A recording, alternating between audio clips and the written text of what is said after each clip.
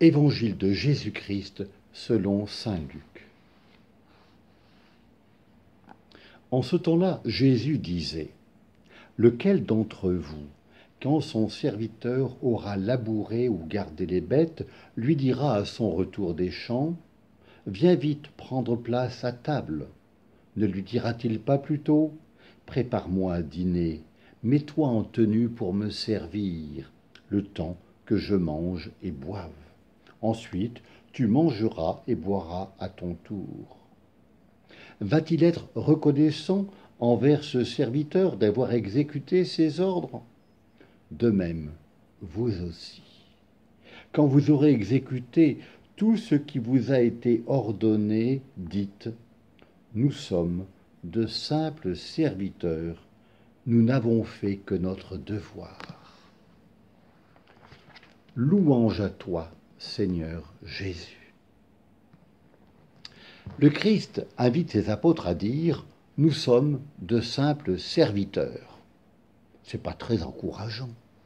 Mais si nous regardons les autres traductions, elles sont encore plus rudes.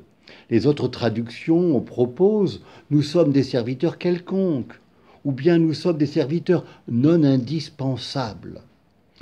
Cette expression forcée de la part du Christ met en lumière une vérité essentielle. Le service dont parle le Christ et pour lequel il embauche, c'est le salut de l'humanité. Les serviteurs que nous sommes n'ont pas à se prendre pour ce qu'ils ne sont pas. Il y a un unique sauveur, c'est le Christ lui-même. Nous sommes des serviteurs à la façon de saint Jean-Baptiste. Nous préparons les chemins du Seigneur. L'humilité chrétienne, ce n'est pas se rabaisser.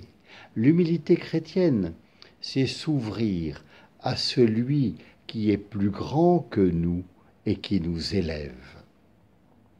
La parole du Christ, même si elle est rude, n'est pas un découragement, bien au contraire.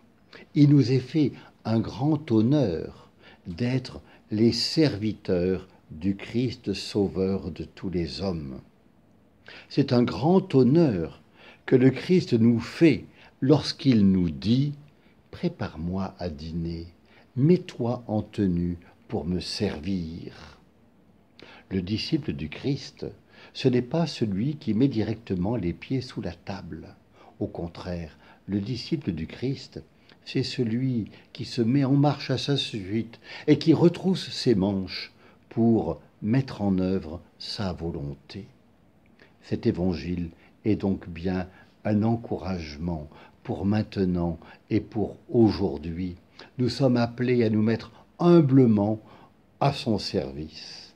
Et notre prière peut dire notre disponibilité. Me voici, Seigneur, je viens faire ta volonté.